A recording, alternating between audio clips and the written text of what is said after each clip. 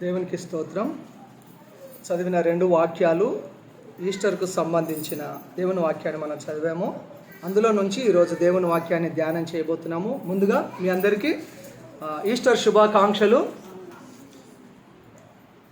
యేసు ప్రభువు తను ముందుగా చెప్పాడు, మనుష్య కుమారుడు మనుషుల చేతికి అప్పగింపబడి చంపబడి 3వ దినమున తిరిగి లేస్తాడు అని యేసయ్య ముందుగానే చెప్పాడు. తాను చెప్పిన ప్రకారంగా ఆయన 3వ దినమున ఆదివారము పెందల కడనే ఆయన సమాధిని గెలిచాడు, మరణాన్ని పాపాన్ని గెలిచాడు. ఆయన సమాధి నుంచి తిరిగి లేచాడు, పునరుత్థానుడిగా ఆయన బయటికి వచ్చాడు. మనం చదివిన వాక్యంలో 28వ అధ్యాయము 6వ వచనం మత్తయి సువార్తలో ఆయన ఇక్కడ లేడు, తాను చెప్పినట్టే ఆయన లేచి ఉన్నాడు. ఆయన ముందే చెప్పాడు లేస్తానని, లేచాడు. ఆయన సమాధిలో లేడు, రాతి సమాధిలో లేడు. ఆ సమాధి కాడికి వెళ్ళి చూస్తే అది ఖాళీ సమాధి కనబడుతుంది. ఏ సమాధి చూసినా అక్కడ శవమో దాని తాలూకు జముకలో ఏదో కనబడుతుంది. కానీ యేసయ్య సమాధి ప్రపంచంలో మొట్టమొదటిగా ఖాళీ సమాధి. రాతి సమాధిలో ఆయనను వెతుకొద్దు, అది ఖాళీ అయిపోయిన సమాధి. అది సమాధి ఖాళీ అయిపోయింది. ఆ సమాధి అందులో యేసయ్య కనుగొనలేము. ఆయనను సమాధిలో లేడు, ఆయన సజీవుడై ఆయన మన మధ్యలో ఉన్నాడు. హల్లెలూయా. సజీవుడై ఆయన మన మధ్యలో ఉన్నాడు. ఆయన లేచి ఉన్నాడు, మరణాన్ని జయించి ఆయన తిరిగి లేచాడు. యేసు ప్రభు పునరుత్థానము గురించి మనం కొన్ని మాటలు కనుక గ్రహించగలిగితే, వినగలిగితే, యేసయ్య పునరుత్థానము మనకు జీవము, యేసయ్య పునరుత్థానం మనకు నిరీక్షణ, యేసయ్య పునరుత్థానం మనకు ధైర్యము, యేసయ్య పునరుత్థానం మనకు విశ్వాసాన్ని ఇచ్చింది. అవిశ్వాసం పోయి విశ్వాసం రావడం, అవిశ్వాసం పోయి విశ్వాసం రావడం. యేసయ్య పునరుత్థానము అనుమానాలన్నిటిని నివృత్తి చేసి యేసయ్య పునరుత్థానముతో మనకు విశ్వాసాన్ని కలుగచేసింది. అనుమానం అవసరం లేదు క్రైస్తవుడికి, విశ్వాసం ఉంచితే చాలు. యేసు ప్రభువు లేచాడు అని కొందరు నమ్మారు. మత్తయి సువార్త 28వ అధ్యాయం 17వ వచనంలో చూసినప్పుడు వారు ఆయనను చూచి ఆయనకు మ్రొక్కిరి, కానీ కొందరు సందేహించిరి, కొందరు సందేహపడ్డారట. సంఘమే సందేహపడ్డారు, విశ్వాసులే సందేహపడ్డారు, క్రైస్తవులే సందేహపడ్డారు, శిష్యులే సందేహపడ్డారు. ఇక్కడ ఉన్న వారిలో మీరైతే ఎవరికి సందేహం లేదు కదా యేసు ప్రభు లేవలేడని. ఆయన లేచాడు, ఏమాత్రం అనుమానం అవసరం లేదు మనకు. ఆయన సమాధిని గెలిచి తిరిగి లేచాడు. ఆయన లేచాడు కాబట్టి మనకు విశ్వాసం వచ్చింది, రక్షణ వచ్చింది, మనకు ఒక నిరీక్షణ వచ్చింది, మనకు జీవం వచ్చింది. పేతురు రాస్తాడు, యేసుక్రీస్తు ప్రభు మృతులలో నుండి తిరిగి లేచడం ద్వారా మనకు జీవంతో కూడిన నిరీక్షణ దొరికింది అని. అనుమానాలు అవసరం లేదు. యేసుప్రభు పునరుత్థానం మీద అనుమానాలు అవసరం లేదు. యేసుప్రభు లేవలేదని చెప్పడానికి ఎన్నో ప్రయత్నాలు చేశారు. యేసయ్యను చంపడానికి ఎన్ని ప్రయత్నాలు చేశారో, యేసయ్య లేవలేదు అనే ప్రచారం సమాజంలో ప్రచారం చేయడానికి, ప్రాచుర్యం చేయడానికి ఎన్నో ప్రయత్నాలు చేశారు. కానీ సమాధి ఆపలేకపోయింది, బండరాయి ఆపలేకపోయింది, గొలుసులు ఆపలేకపోయాయి, సైనికులు ఆపలేకపోయారు, కావలిలో ఉన్నవారు కూడా ఆయన మరణాన్ని ఆపలేకపోయారు. ఆయన మరణ బంధకాలను తెంపివేసి యేసు ప్రభువును సమాధి నుండి దేవుడు తిరిగి లేపాడు. అపొస్తలుల కార్యం 2:24 ప్రకారంగా చూస్తే మరణం ఆయనను బంధించి ఉంచుట అసాధ్యము అని వాక్యం సెలవిస్తుంది. మరణం ఆయనను బంధించి ఉంచుట అసాధ్యము.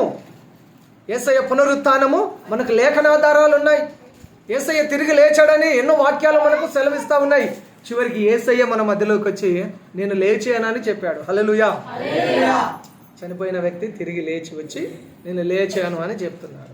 ఆయన మన ముందు కనబడుతున్నాడు, ఆయనను మనం చూడగలుగుతున్నాం, ఆయనతో మాట్లాడగలుగుతున్నాం, ఆయన మనతో మాట్లాడుతున్నాడు, ఆయన మనల్ని ముట్టి స్వస్థపరుస్తున్నాడు, ఆయన స్పర్శను మనం తాకగలుగుతున్నాము దేవుని సన్నిధిలో. దేవుడు ఆత్మ కనుక ఆయనను ఆరాధించువారు ఆత్మతోను సత్యముతోను ఆరాధన చేయాలని వాక్యం సెలవిస్తున్నప్పుడు ఇక్కడ దేవుని సన్నిధి ఉన్నది, ఇక్కడ దేవుడు ఉన్నాడు, యేసయ్య ఇక్కడ ఉన్నాడు. హల్లెలూయా. ఆయన సజీవుడు, ఆయన సజీవుడు. ప్రకటన గ్రంథం 1:18 మీరు చూస్తే, నేను మొదటి వాడను, కడపటి వాడను, జీవించు వాడను. ఇదిగో నేను మృతుడనైతేను కానీ యుగ యుగములు నేను జీవించుచున్నాను, మరియు పాతాళ లోకం యొక్కయు మరణం యొక్కయు తాళం చెవులు నాకు ఇవ్వబడి ఉన్నాయి. యేసయ్యను మరణం బంధించి ఉంచడానికి భయపడింది. ప్రతి మనిషి మరణానికి భయపడతాడు. యేసయ్యను చూస్తే మరణానికి భయం కలిగింది. హల్లెలూయా. యేసయ్యను చూస్తే మరణానికి భయమైంది. ఎందుకంటే మరణము యేసయ్యను ఓడించలేకపోయింది, మరణం యేసయ్యను బంధించలేకపోయింది. ఎందుకంటే మరణం పైన, ఆ మరణానికి కారణమైన పాపం పైన యేసయ్యకు అధికారం ఉన్నది. దానిని జయించే అధికారము యేసయ్యకు ఉన్నది. మరణము, పాపము ఓడించబడింది. 1 కొరింథీ పత్రిక 15వ అధ్యాయం 55వ వచనంలో, ఓ మరణమా నీ ముల్లెక్కడా, ఓ మరణమా. నేను ఎంత స్పీడ్ చెప్తే మీరు అంత స్పీడ్గా తెరవట్లేదు, బైబిల్ తెరచలేదు, ఇక్కడ చూస్తలేదు. ఓ మరణమా నీ ముల్లెక్కడ. మరణానికి ఉన్న ముళ్ళు పాపం ముళ్ళును ఆయన విరిచేశాడు, మనకు విజయాన్ని ఇచ్చాడు. హల్లెలూయా. మరణం మీద ఆయనకు అధికారం ఉన్నదండి. మరణం మీద యేసయ్యకు అధికారము ఉన్నది. అధికారం కలిగిన దేవుడు మనకు తోడై ఉన్నాడు. మనం నమ్మి సేవిస్తున్న దేవుడు మరణం మీద అధికారం కలిగిన వాడుగా ఉంటున్నాడు. మరణం ఆయనను బంధించుంచడము అసాధ్యం. ఎవరన్నా మరణించిన వారందరూ కూడా భూమిలో కలిసిపోయారు, కానీ యేసుక్రీస్తు ప్రభువు మాత్రము మరణాన్ని జయించి తిరిగి లేచాడు. యేసయ్య పునరుత్థానము మనకు బలం. యేసయ్య పునరుత్థానం మనకు ఆశీర్వాదం. యేసయ్య పునరుత్థానం లేకపోతే క్రైస్తవ్యం లేదు. యేసయ్య పునరుత్థానం లేకపోతే క్రైస్తవ్యానికి ఆధారం లేదు, బలం లేదు. క్రీస్తు పునరుత్థానమే మనకు బలాన్ని చేకూర్చింది, మన నిరీక్షణకు ఆధారమైంది. మనము ధైర్యంగా దేవుని ఆరాధించడానికి అవకాశము దొరికింది క్రీస్తు పునరుత్థానం మాత్రమే. హల్లెలూయా. పునరుత్థానుడైన ప్రభువు మన మధ్యలో ఉన్నాడు. ఆయననే మనం ఆరాధన చేస్తున్నాము. యేసయ్య పునరుత్థానము వాస్తవమైనది, అది అబద్ధం కాదు. దానికి రుజువులు ఏంటయ్యా అంటే ఖాళీ సమాధి. అనేకులు సాక్ష్యం ఇచ్చారు. 1 కొరింథీ 15వ అధ్యాయంలో మీరు 3-4 తర్వాత చూస్తే అనేకులు సాక్ష్యం ఇచ్చారు. యేసయ్య అపోస్తలులకు కనబడ్డాడు, అపోస్తలుడైన పౌలుకు కనబడ్డాడు. ఇంచుమించు ఒకటే సమయంలో 500 మందికి పైగా శిష్యులకు, విశ్వాసులకు ఆయన కనబడ్డాడు. అనేకులు సాక్ష్యం ఇచ్చారు యేసయ్య తిరిగి లేచాడని. యేసయ్య పునరుత్థానం అది వాస్తవమైనది, అబద్ధం కాదు, ఊహజనితమైనది కాదు. ఆయన మరణించింది ఎంత వాస్తవమో ఆయన తిరిగి లేచింది కూడా అంతే వాస్తవం. ఆయన తిరిగి లేచాడు అనడానికి దేవుని వాక్యం సెలవిస్తూ ఉంది. 1 కొరింథీ 15:3 లేఖనముల ప్రకారమైన మన పాపముల నిమిత్తము మృతి పొందెను, సమాధి చేయబడు, లేఖనముల ప్రకారమైన తిరిగి 3వ దినమున లేపబడ్డాడు. యేసయ్య లేపబడ్డాడు. లేఖనాలు ఆధారం ఉన్నాయి. యేసయ్య పునరుత్థానము వాస్తవమైనది. పునరుత్థానంలో శక్తి ఉంది. పునరుత్థానంలో ఏముంది? శక్తి ఉంది. పాపం పైన, మరణం పైన జయం ఉంది. యేసయ్య దేవుని కుమారుడు అని రుజువు చేయబడింది. యేసయ్య ద్వారానే మనము నీతిమంతులుగా తీర్చబడ్డాము. ఆయన పునరుత్థానం ద్వారా ఈ విషయాలన్నీ మనకు ఆశీర్వాదంగా మిగిలాయి. యేసయ్య పునరుత్థానము అనేది అదొక వాగ్దానం మనకు. ఏంటి ఆ వాగ్దానం అంటే, యేసయ్య పునరుత్థానుడిగా అయిన తర్వాత క్రీస్తునందు విశ్వాసం ఉంచిన వారందరికీ క్రొత్త జీవితం వచ్చేసింది. తర్వాత నిత్య జీవం అనుగ్రహింపబడింది. యోహాను సువార్తలో 11వ అధ్యాయం 25వ వచనంలో, పునరుత్థానమును నేనే, జీవమును నేనే, నా యందు విశ్వాసం ఉంచిన వాడు చనిపోయినను మరలా బ్రతుకును అని వాక్యం సెలవిస్తాను. నిత్య జీవం అనుగ్రహింపబడింది. యేసయ్య పునరుత్థానం చేయటం ద్వారా, ఆయన పునరుత్థానుడు అవుట ద్వారా మనకు నిత్య జీవం అనుగ్రహించబడింది. యేసయ్య ఆయన చెప్పిన మాట, నేనే జీవమును, నేనే పునరుత్థానము. ఆయన మరణాన్ని ఓడించి లేపగలిగిన వాడు. ఆయన లేచాడు కాబట్టి ఆయనతో పాటు మనల్ని కూడా ఆయన లేపగలడు, మనకు జీవాన్ని ఇవ్వగలడు. ఆయన మనకు జీవాన్ని ఇవ్వగలడు. బైబిల్ గ్రంథంలో చాలామంది దేవుని కృప ద్వారా ఆయుష్ను పొడిగించుకున్నారు. ఒకరు 15 సంవత్సరాలు ఆయుష్ పొడిగించబడింది. ఇలా చూసుకుంటూ వెళ్తే జీవం ఇచ్చేది ఆయనే, మృతులకు పునరుత్థానం ఇచ్చేది ఆయనే. పునరుత్థానం అనేది ఒక వాగ్దానం, మనకు నిత్య జీవం ఇస్తానని వాగ్దానం చేశాడు. పునరుత్థానం అనేది మన బాధ్యత అండి. మన బాధ్యత ఏంటంటే ఆయనను నమ్మడమే మన బాధ్యత. పునరుత్థానము మనకి ఇవ్వబడిన బాధ్యత. ఆయన మరణాన్ని, ఆయన పునరుత్థానాన్ని మనం ప్రచురించాలి. ఈ బాధ్యత మన మీద ఉన్నది. ఈ బాధ్యత ఏంటి? పునరుత్థానం మన బాధ్యత ఏంటంటే పశ్చాత్తాపపడి ఆయనను వెంబడించాలట. పాపములన్నిటినీ వదిలిపెట్టి పశ్చాత్తాపడి యేసయ్యను వెంబడించాలి. యేసయ్య కొరకు జీవించాలి. ఎందుకంటే ఆయన సజీవుడిగా ఉన్నాడు కాబట్టి, ఆయన ద్వారానే మనకు నిరీక్షణ, రక్షణ దొరికింది కాబట్టి తప్పకుండా పునరుత్థానాన్ని నమ్మాలి, దానిని మనము ప్రచురించాలి. దేవునికి స్తోత్రం. హల్లెలూయా.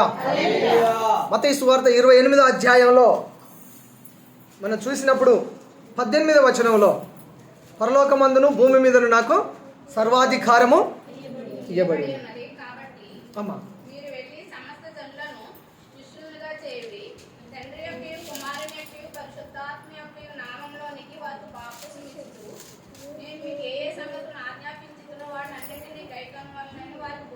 చాలా మొదటి విషయాన్ని మనం ఆలోచన చేద్దాం ఒకసారి. ఈ ఈస్టర్ సందేశంలో మొదటిది, పరలోకమందు భూమి మీద యేసు ప్రభువుకు సర్వ అధికారం ఇవ్వబడింది. యేసయ్యకు అధికారం ఇవ్వబడింది. ఆయన అధికారం కలిగిన వాడు, ఆయన సర్వాధికారి, సైన్యములకు అధిపతి. ఆయననే ఈ సమస్త సృష్టిని నిర్మించాడు, దానిని పరిపాలిస్తున్నాడు. దీని మీద ఆయనకే అధికారం ఉన్నది. ఆయనకి ఎవరు అధికారం ఇవ్వాల్సిన పని లేదు, ఆయననే అధికారి. కానీ ఆయనకున్న అధికారాలను ఎవరికి ఇచ్చాడో తెలుసా? యోహాను సువార్త 1:12లో ఎందరైతే యేసు ప్రభువును అంగీకరించారో వారికి దేవుని పిల్లలై అధికారాన్ని ఇచ్చాడు. దేవుని పిల్లలమై అధికారాన్ని దేవుడు మనకిచ్చాడు. నువ్వు దేవుని కుమారుడు, దేవుని కుమార్తె, ఈ అధికారం ప్రభువు నీకు ఇచ్చాడు. ఆయన రాజులకు రాజు అయితే నువ్వు రాజకుమారుడు, రాజకుమార్తె. ఈ అధికారాన్ని ప్రభువు నీకు ఇచ్చాడు, నాకు ఇచ్చాడు, మనకిచ్చాడు, మనకు అనుగ్రహింపజేశాడు. ఈ అధికారంతో లేదా ఈ అధికారం ద్వారా వచ్చిన ఆ విశ్వాసంతో మనము సాతానుని, లోకాన్ని మనం జయించగలుగుతాము. లూకా సువార్త 10:19లో రాయబడింది, శత్రు బలం అంతటి మీద మీకు అధికారాన్ని ఇచ్చాడు. శత్రు బలం అంతటి మీద మీకు అధికారం ఇచ్చాడు. రోగం మీద మీకు అధికారం, అప్పు మీద మీకు అధికారం, శోధన మీద అధికారం, అపవాది మీద అధికారం, సాతాను మీద మీకు అధికారం, మరణం మీద అధికారము, దేవుడు సృష్టించిన ఆయన చేతి పనుల మీద మీకు అధికారము. ఆయన అధికారాన్ని మనకు అనుగ్రహింపజేశాడు. ఆ అధికారాన్ని కలిగిన వారముగా, ఆయన బిడ్డలముగా మనం జీవించే వారముగా ఉండాలి. రెండవది, అక్కడ 20వ వచనం, మత్తయి సువార్త 28:20.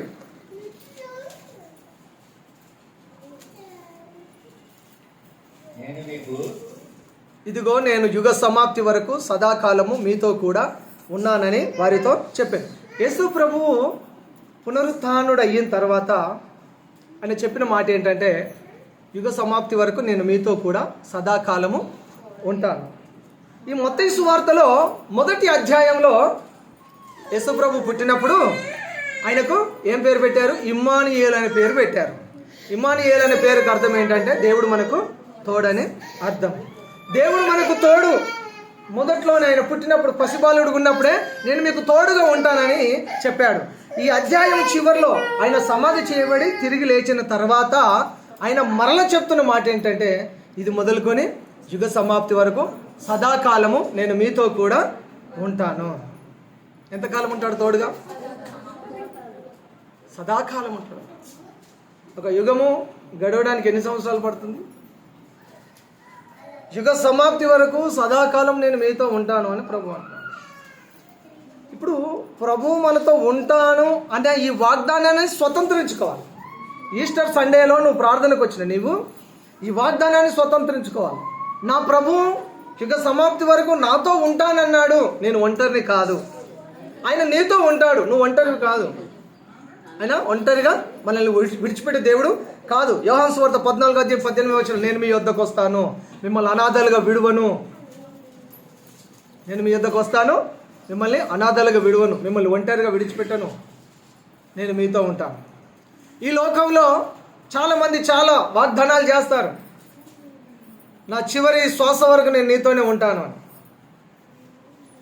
ఇలాంటి మాటలు, డైలాగ్స్ చాలామంది చెప్తూ ఉంటుంటారు. భార్య భర్తతో చెప్పొచ్చు, భర్త భార్యతో చెప్పొచ్చు, పిల్లలు తల్లిదండ్రులతో చెప్పొచ్చు, తల్లిదండ్రులు పిల్లలతో చెప్పొచ్చు, స్నేహితులు చెప్పుకోవచ్చు, మేబీ లవర్స్ అయితే ఎక్కువ చెప్పుకుంటుంటారు. నిజంగా చివరి వరకు ఉంటారా? ఉండరా? నేను విడిచిపెట్టను అన్నవారు చివరి వరకు ఉంటారా? ఒక ఆమె గుడ్ ఫ్రైడే వరకు నేను ఉండట్లేను పాస్టరు అని అన్నది.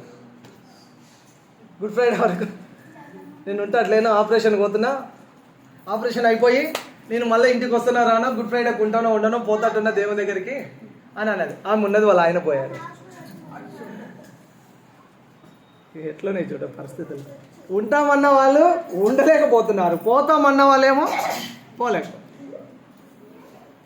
పరిస్థితులన్నీ ఎప్పుడు ఏం జరుగుతుందో, ఎవరికి ఏం జరుగుతుందో తెలియదు. నేను చివరి వరకు నీతో ఉంటాను అని చెప్పిన వాళ్ళు ఉంటారో ఉండరో, మధ్యలో వదిలేసి వెళ్ళిపోతారో తెలియదు. భార్యాభర్తలు అయితే ప్రమాణాలు చాలా సూపర్గా చేస్తారు.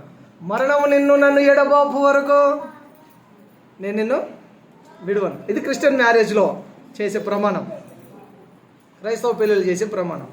చావు మనల్ని ఎడబాపు వరకు అని అంటారు. నిజమే, చావే ఎడబాపాలు తప్ప మధ్యలో విడిపోవద్దని అర్థం. చావు రోజు ఏడుస్తారు కదా. చావు రోజు ఎలా ఏడుస్తారు అంటే, ఎట్లా ఏడుస్తారంటే సంబంధం లేని వాళ్ళు కూడా ఏడుస్తారు. ఒకళ్ళు ఏడిస్తే వాళ్ళని చూసి ఇంకా 10 మంది ఏడుస్తారు. అక్కడ ఉన్న వాతావరణం అంతా, అట్మాస్ఫియర్ ఎలా మారిపోతుంది అంటే దుఃఖంతో నిండిపోతుంది.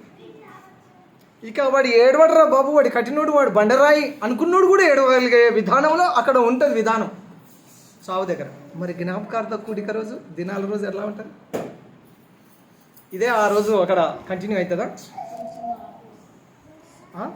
అవుతుందా అక్క? కొంచెం అంటే మార్పు అంటే ఎట్లా? ఎక్కువ ఏడుస్తారా లేక తక్కువ ఏడుస్తారా? రేంజ్ తగ్గుతుందా? తక్కువ ఏడుస్తారు. ఎక్కువసేపు ఏడుస్తారా అయిపోతుంది. దేని మీద ఉంటుంది ఈ దినాల రోజు? దినాల రోజు జ్ఞాపకార్థ రోజు అంటే తినడం మీద, తాగడం మీద, ఆ పల్లెలు పంచడం మీద.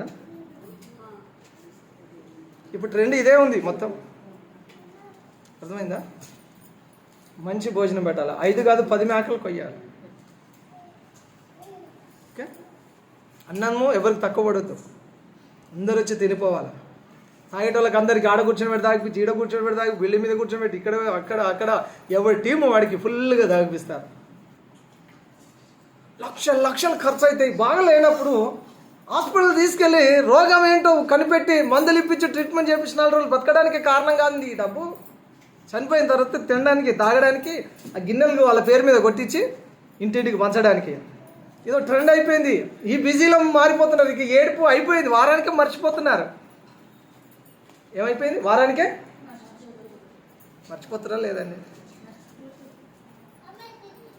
ఇంకా బాగా ప్రేమ ఉంటే అలాగే దాన్ని జీర్ణించుకోలేకపోతే, తట్టుకోలేకపోతే, దాంట్లో నుంచి రాలేకపోతున్న వాళ్ళు ఇంకా కొన్ని రోజులు, నెల రోజులు ఏడుస్తారు అనుకుందాం. 1, 2, 3 ప్రియమైన వారు.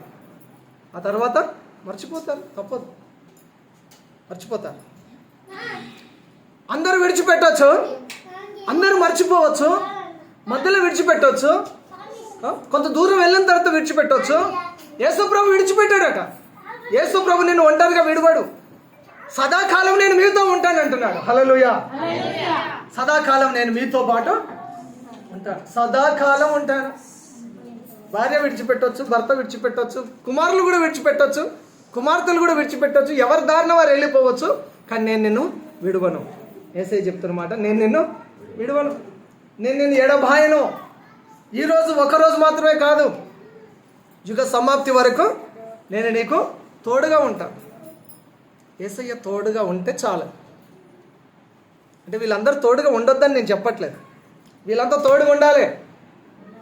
ఎప్పుడు విడిచిపెడతారో తెలియదు.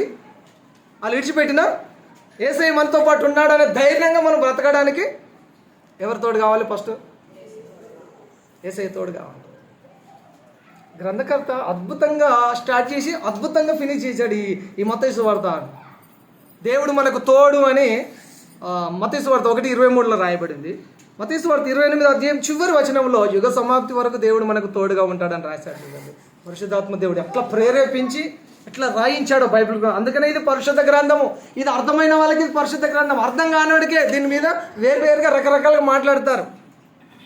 అందుకని వాక్యం చెప్తుంది, సిలువను గూర్చిన వార్త రక్షించబడుతున్న మీకు, నాకు, మనకు అది శక్తి. నశించిపోతున్న వారికి వెర్రితనం, వెర్రి కూతలు, వెర్రి మాటలు మాట్లాడతారు, వెర్రి మాటలు మాట్లాడుతుంటుంటారు. కానీ దేవుని వాక్యం చెప్తుంది, యుగ సమాప్తి వరకు నేను మీతో పాటు ఉంటా, మిమ్మల్ని విడువను. ఈస్టర్లో అద్భుతమైన 3 మాటలు. ఒకటి, ఆయన సర్వాధికారానికి మనం ఒప్పుకోవాలి. రెండవది, ఆయన సదాకాలం మనతో ఉంటానన్న ఆ వాగ్దానాన్ని మనము రిసీవ్ చేసుకోవాలి, పొందుకోవాలి. చివరిది 3వది, లూకా సువార్త 24వ అధ్యాయం 50వ వచనం చదువుతారు ఒకసారి. ఒక అద్భుతమైన వాక్యము మీకు చూపించి ఇక్కడ ముగించడానికి ఇష్టపడుతున్నాను.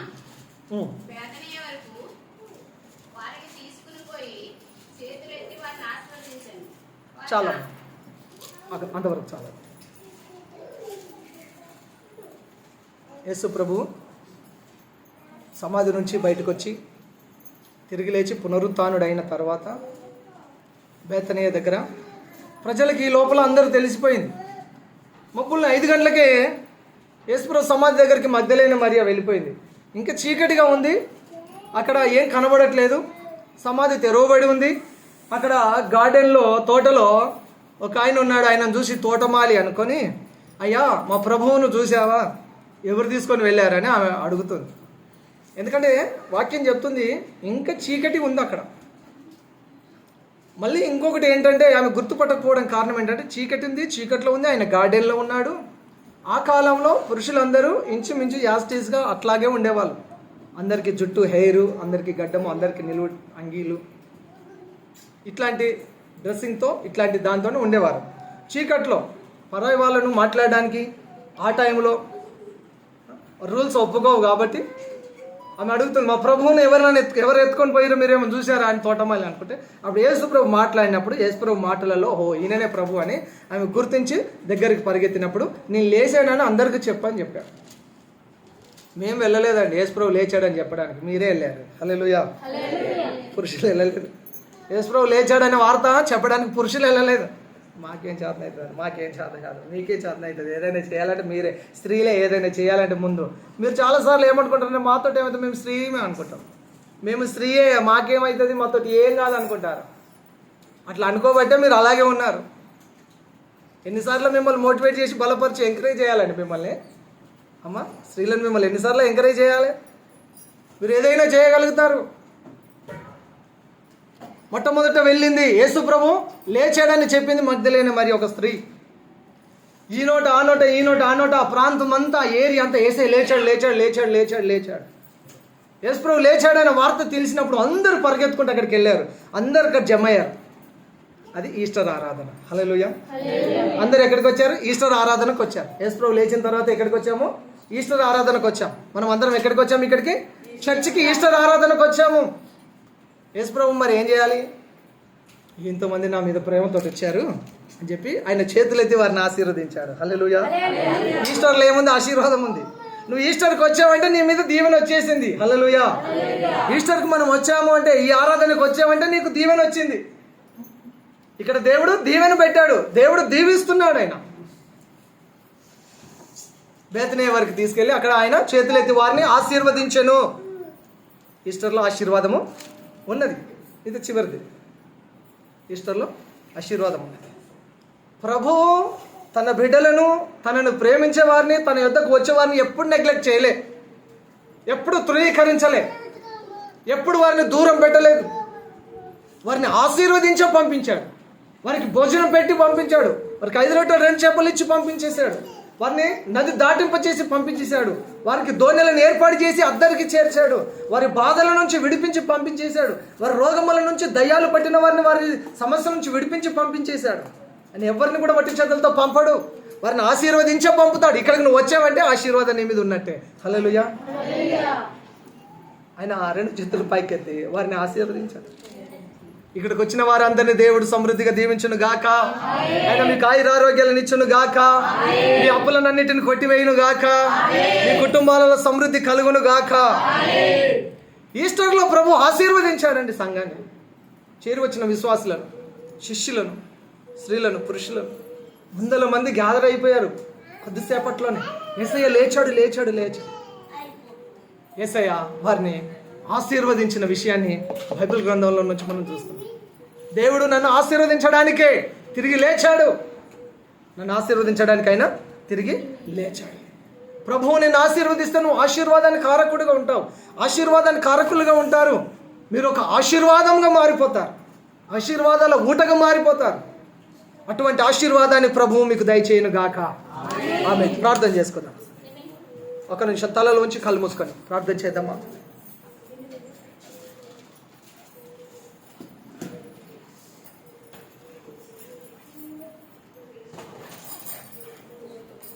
అందరం అడుగుదాం.